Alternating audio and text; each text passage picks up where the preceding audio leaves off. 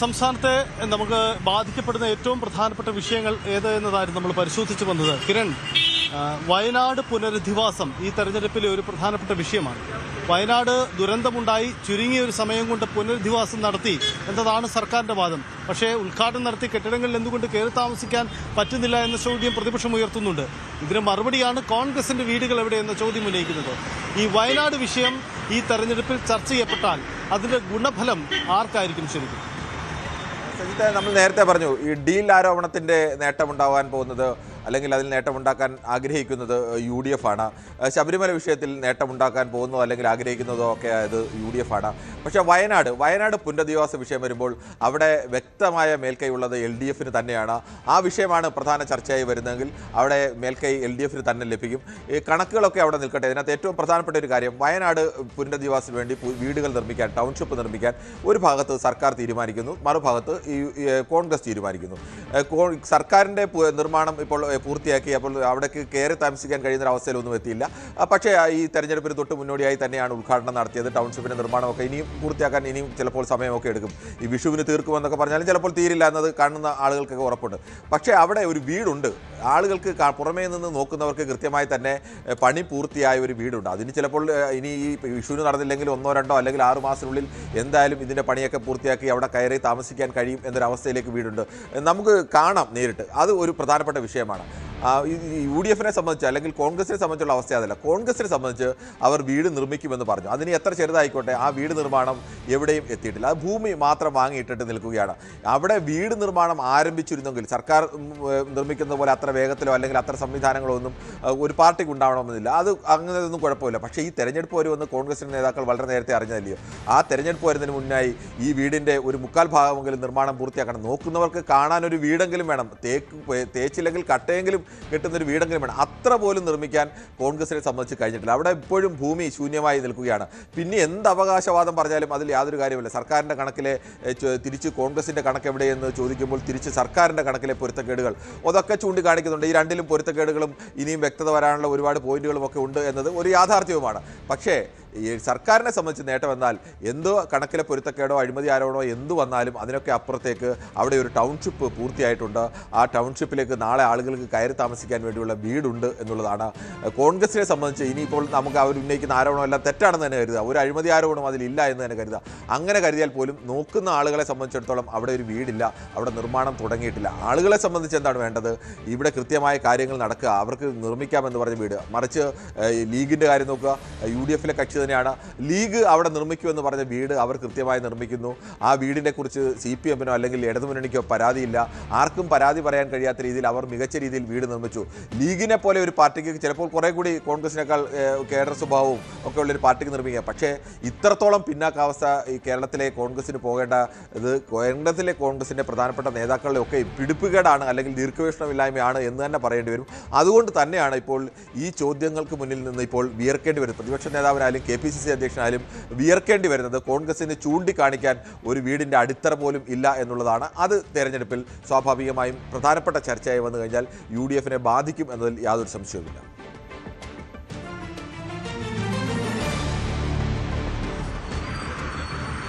അതാണ് വയനാട് വിഷയത്തിലുണ്ടാക്കുന്ന നീക്കങ്ങൾ. അത് സ്വാഭാവികമായും ആ തരത്തിൽ സ്വാധീനിക്കപ്പെടുമെന്ന് ഉറപ്പാണ്. അതൊരു പക്ഷേ ഇടതുപക്ഷത്തിന് LDF തന്നെ നേട്ടമാവാനുള്ള സാധ്യത. കിരൺ, മറ്റൊരു വിഷയം പോകുമ്പോൾ FCRA ആണ്. ഒരുപക്ഷേ BJP-യുടെ ക്രൈസ്തവ നയതന്ത്രത്തിന് നേരിട്ട ഒരു വലിയ വെല്ലുവിളിയും പ്രതിസന്ധിയുമായിരുന്നു FCRA നിയമ ഭേദഗതി. സംസ്ഥാനത്തെ പ്രധാനപ്പെട്ട സഭാ നേതാക്കൾ പരസ്യമായി വന്ന് കേന്ദ്ര സർക്കാരിനെതിരെ നിലപാടെടുക്കുന്ന സാഹചര്യമുണ്ടായി. ഒടുവിൽ അത് പാർലമെന്റിൽ നിന്ന് തൽക്കാലം മാറ്റിവെച്ച് കിരൺ റിജു നടത്തിയ ചർച്ചകളൊക്കെ ഒരു അനുനയ സ്വഭാവം ഉണ്ടാക്കിയിട്ടുണ്ട്. യഥാർത്ഥത്തിൽ ഇത് ആ രീതിയിൽ അനുനയം ഉണ്ടായെന്ന് പറയുമ്പോഴും FCRA-യിലൂടെ കേന്ദ്ര സർക്കാർ മറ്റൊരു അജണ്ട നടപ്പിലാക്കാൻ ശ്രമിക്കുന്നു എന്ന ഒരു ഭയം ഈ ക്രൈസ്തവ വിഭാഗങ്ങൾക്കിടയിൽ രൂപപ്പെട്ടിട്ടില്ലേ? അതങ്ങനെയെങ്കിൽ BJP-യുടെ നഷ്ടമാവില്ലേ? നേട്ടം കൊയ്യുന്നത് ആരായിരിക്കും എന്നൊരു കാര്യം കൂടിയുണ്ട്. സജിത, ക്രൈസ്തവ സഭകളുടെ മേധാവികൾ കഴിഞ്ഞ കുറച്ചു കാലമായി എടുത്തിരുന്നൊരു നിലപാടെന്ന് പറയുന്നത് കേന്ദ്രത്തിൽ BJP-ക്കൊപ്പം കേരളത്തിൽ സംസ്ഥാന സർക്കാരിനൊപ്പം എന്നുള്ളതായിരുന്നു. കേന്ദ്രത്തിൽ BJP-ക്കൊപ്പം നിൽക്കാൻ അതിനുവേണ്ടിയുള്ള BJP-യുടെ ചില ശ്രമങ്ങൾ ഈ ക്രൈസ്തവ സഭകളിൽ നമ്മളിപ്പോഴും ആവർത്തിച്ച് പറയുന്നത് ക്രൈസ്തവ സഭകളുടെ മേധാവിമാരുടെ നിലപാടാണ്. ക്രൈസ്തവ സഭാംഗങ്ങൾക്ക് അങ്ങനെ നിലപാടുണ്ടോ ഇല്ലയോ എന്നും നമുക്കറിയില്ല. മേധാവികൾ അന്നേരം ഒരു നിലപാടാണ് സ്വീകരിച്ചത്. കാരണം ഇത് രണ്ടിലും ചില സാമ്പത്തിക താല്പര്യങ്ങൾ കൂടി ഉണ്ടായിരുന്നു. ഒന്ന്, സംസ്ഥാന സർക്കാരിനെ സംബന്ധിച്ചിടത്തോളം തെരഞ്ഞെടുപ്പിൻ്റെ ഏറ്റവും അവസാന നിമിഷമാണ് കേരളത്തിലെ എയ്ഡഡ് സ്കൂൾ നിയമനങ്ങളിലെ അധ്യാപക നിയമനം കഴിഞ്ഞ 4 വർഷമായി മരവിപ്പിച്ച് നിർത്തിയിരുന്ന അധ്യാപക നിയമനങ്ങൾക്ക് അംഗീകാരം നൽകുന്നത്. അത് സുപ്രീം കോടതിയുടെ ഒരു വിധിയുടെയും അതോടൊപ്പം തന്നെ 1:1 നിയമനത്തിൻ്റെയൊക്കെ അടിസ്ഥാനത്തിലായിരുന്നു. അത് പറ്റില്ല എന്ന് സർക്കാരിനെ വെല്ലുവിളിച്ച് തന്നെ നിൽക്കുകയായിരുന്നു കേരളത്തിലെ എയ്ഡഡ് സ്കൂൾ മാനേജ്മെൻറ്റുകൾ. ഈ എയ്ഡഡ് സ്കൂൾ മാനേജ്മെൻറ്റുകളിൽ ഏറ്റവും കൂടുതൽ എയ്ഡഡ് സ്കൂളുകളുടെ ഉടമസ്ഥാവകാശമുള്ളത് ഈ ക്രൈസ്തവ സഭകൾക്കാണ്. ക്രൈസ്തവ സഭകൾ മറ്റ് SNDP, NSS അല്ലെങ്കിൽ മറ്റ് സംഘടനകൾക്കുള്ളതിനേക്കാൾ അല്ലെങ്കിൽ അങ്ങനെ ഗ്രൂപ്പായി സ്കൂളുകളിലെ മാനേജ്മെൻറ്റുകൾക്കുള്ളതിനേക്കാൾ കൂടുതൽ സ്കൂളുകളുള്ളത് ഈ സഭകൾക്കാണ്.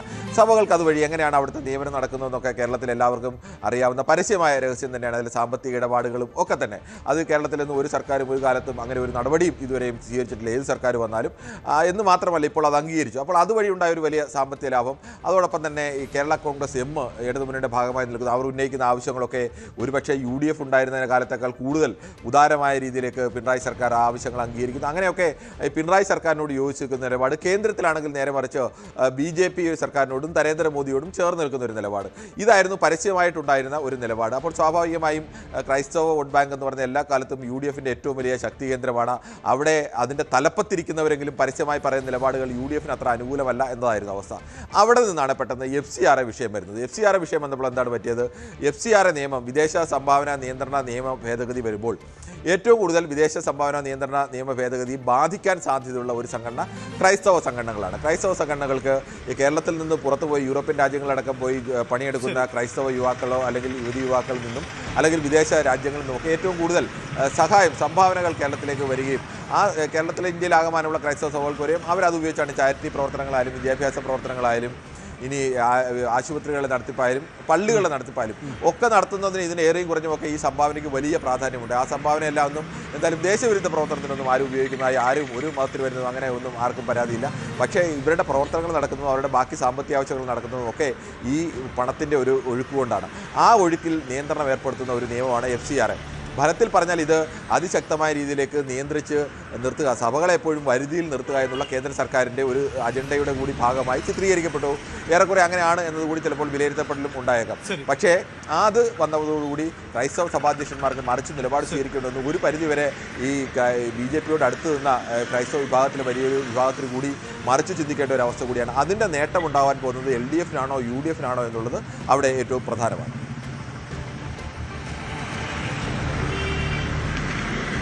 അതാണ് പ്രധാനപ്പെട്ട കാര്യം. എന്തായാലും FCRA നിയമ ഭേദഗതി BJP-യുടെ രാഷ്ട്രീയ നഷ്ടമാവുമ്പോൾ അത് ഈ തെരഞ്ഞെടുപ്പ് കാലത്ത് ആര് നേട്ടമാക്കുമെന്ന ചോദ്യം കൂടിയാണ് നമ്മൾ ഉന്നയിച്ചത്.